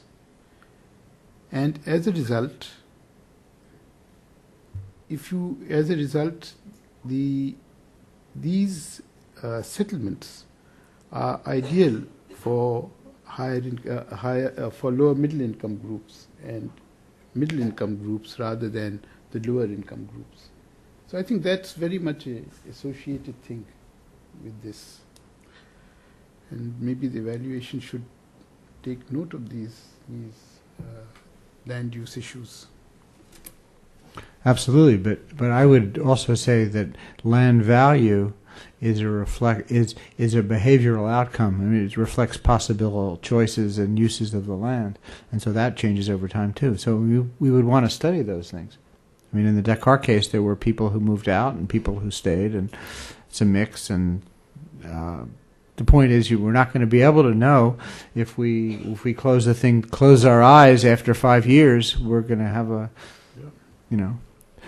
the perspective of a 5-year-old. Right? So anyway, sorry. Okay, there's a gentleman. Okay, you've got the mic, so after you, there's a gentleman in the white shirt. Okay, I'll be brief. I'm Judy Baker from the World Bank. I'm leading a group on urban poverty and urban upgrading, a thematic group. I just, since there's been so much talk about evaluation, I just wanted to briefly mention an initiative that we've been working on for the last few years, and I personally spent a lot of time thinking about how to evaluate the impact of our interventions in urban areas, specifically related to urban upgrading. We have now 10 case studies of projects, they're World Bank projects, where we will have collected baseline data both in the project areas and some other areas, which will be our counterfactual. And we'll be able to look at some of the impacts, a lot of the things that we've been discussing, impacts on health outcomes, welfare impacts, changes in land values, access to credit, women's livelihood options as they sort of gain new assets. Some of the projects will be just during sort of a 5 or 6 year period, but some of them actually we've gotten the governments to agree to sort of follow up with it later. So far, I think the longest time frame we have, it was one project in Brazil where the government's interested in looking at 15 years down the road. But I can assure you that if I'm still doing this in a few years to come, we will be able to find resources to try to continue to follow up on these, because I think the points you've raised are very important. Thanks. Thank you. Jaron Wharton, Army Fellow at the Foreign Service Institute. My question is for Dr. Cohen. Sir, it's obvious that the guy on the ground, whether in Senegal, Pakistan, or for that matter in Iraq, sees the impact of well-provided aid. He does so with a near-perfect local knowledge. The systematic problem, however, is reaching these places and ensuring aid is properly allocated. Given the Millennium Goal of getting water to the poor, how do we develop a workable strategic plan for getting water to the poor? Do we pick 10 countries that are moderately developed, that have the workable institutions that we spoke about already, or do we aim at maybe the really, really poor nations that may not necessarily have those institutions in place?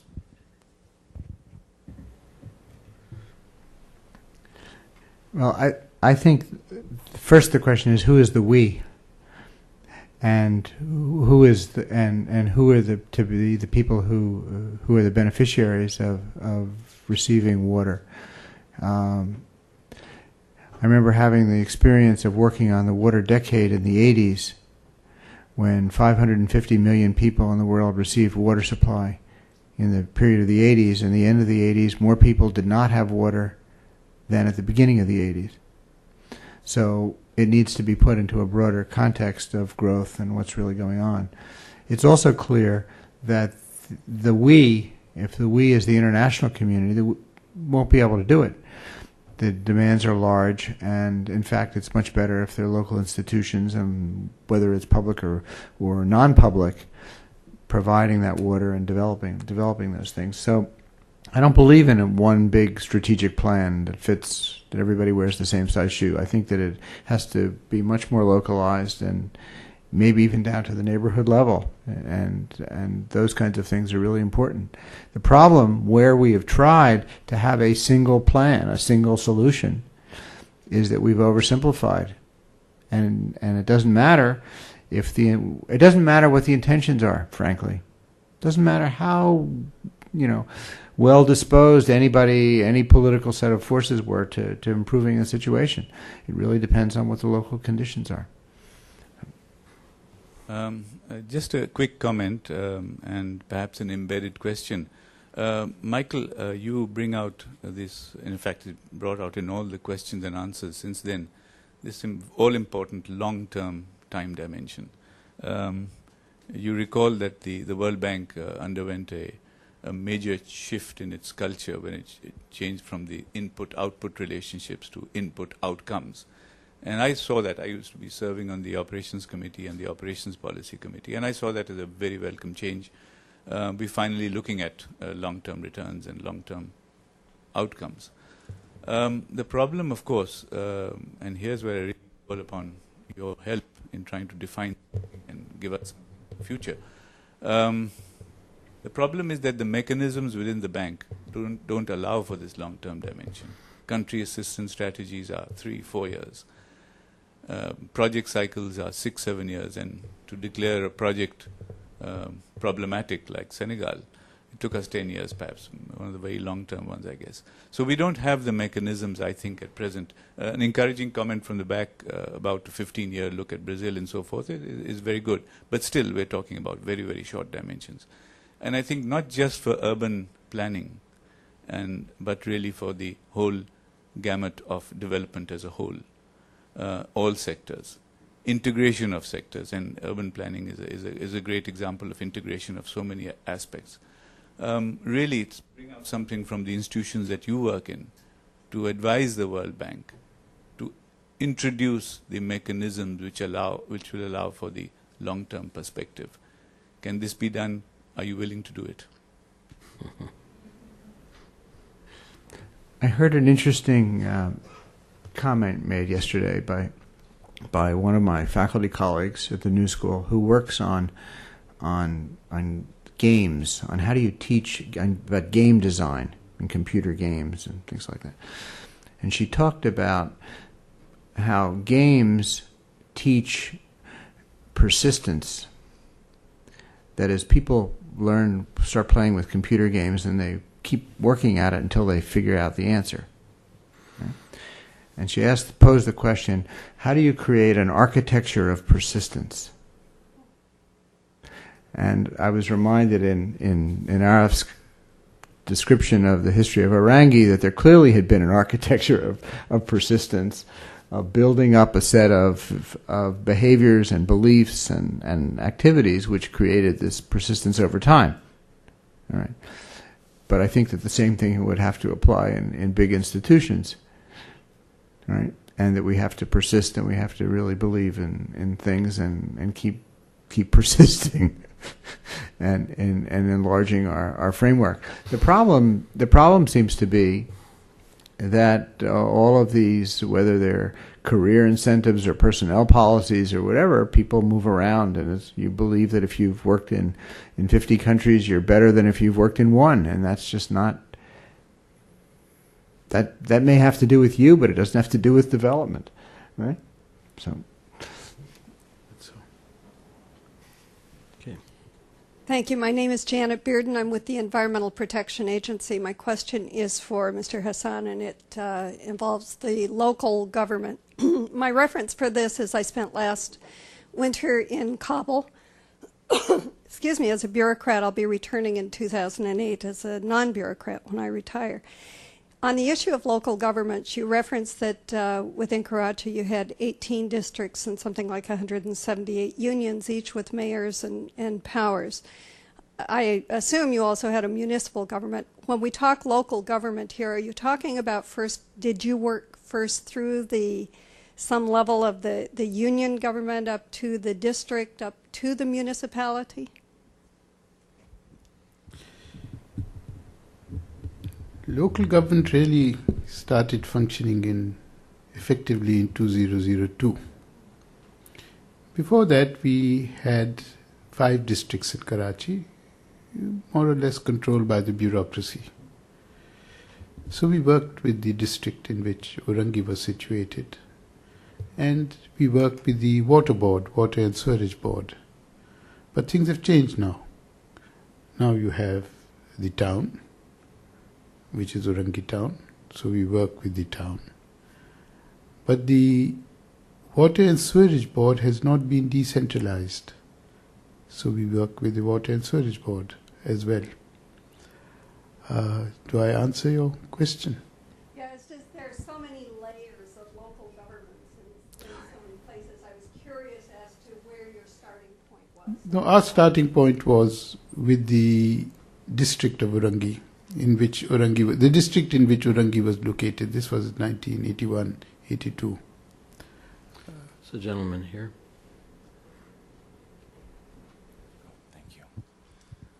Yeah, on the Orangi project, I thought that graphic was interesting, showing the different spheres of politicians, planners, and people, and how the greater the overlap is between politicians and planners, the greater distance between people, you said, and how in the Soviet Union, politicians and planners were almost one, and the distance to the people was infinite.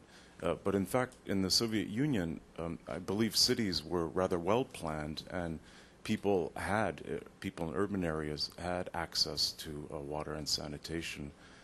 And in the West too, people don't get involved in water and sanitation. They pay their bills, and they're generally happy with the service. And you said that in Pakistan, the Orangi project, in order to scale it up, would require having more capable municipal governments. So my question is then, why bother on the community-based approach and mobilizing taxi drivers and housewives, and why not focus limited donor resources on improving municipal governments? I think first of all, as I said, that between local government representatives and the people, you need some form of participatory democracy. Or you need an effective bureaucracy, which we don't have either of those. We had some sort of a bureaucracy, but that has been done away with. And we have a lot of big money coming in, changing the shape and form of the city and it has always been like this, to the disadvantage of the poorer sections. Community participation, getting people together, creating the space, means that people can have a voice in determining what should happen. Have a voice, but they cannot do it themselves. Similarly, as far as the Orangi Pilot Project's model is concerned, it is very clear that the bigger issues, like to take sanitation, for example, like treatment plants, trunk sewers, this is not what communities can do. But they can certainly influence their design and can create a climate of accountability and transparency. So these institutions are in the process of evolving. In the case of the West, they've already evolved. And this participation is, but I think it is well understood that is required. Everything is in a state of flux, and the direction that it takes depends very much on whether the supposed beneficiaries or victims can influence what is going to happen. I don't know if I've made myself clear. Okay. Well, I don't see any more questions, and we are coming pretty well to the end of the time that we had scheduled. I have a few questions myself, but I'm going to ask them personally after the session is over. I think this has been a very, very interesting seminar because, first of all, we had a presentation of what has happened on the ground, basically largely as a result of local initiatives although it was helped to some degree by assistance from overseas, starting a long time ago and continuing even now in Orangi. And then we had the second example of a project which really started with an idea which came from outside the country, gradually integrated itself into the development of the city, and now is being evaluated and considered in the context of all of the other factors which have led to the development of that city in different ways. So we have it from both directions, and I think this question of what happens over the long term, which both Arif and Michael talked about, is an extremely important consideration. And cities will be with us for a much longer time than any of these projects will, and we need to think about their future as well as, the kinds of projects which both inform and impact on perhaps more successful ways of dealing with poverty, development, and growth. These cities are growing very, very quickly. They aren't successfully integrating all of the elements they're made up from. They're very fragmented and they're very incoherent. Perhaps one could say that of North American cities. But these are extremely hopeful initiatives, and they help us to think about both the future and the continuing struggles that are going on in these cities. So I'd like to thank both of our presenters for extremely thoughtful and important papers and presentations and discussions with all of us. And I think we have, even in our own minds as we leave, a lot of very, very important ideas which we can now apply to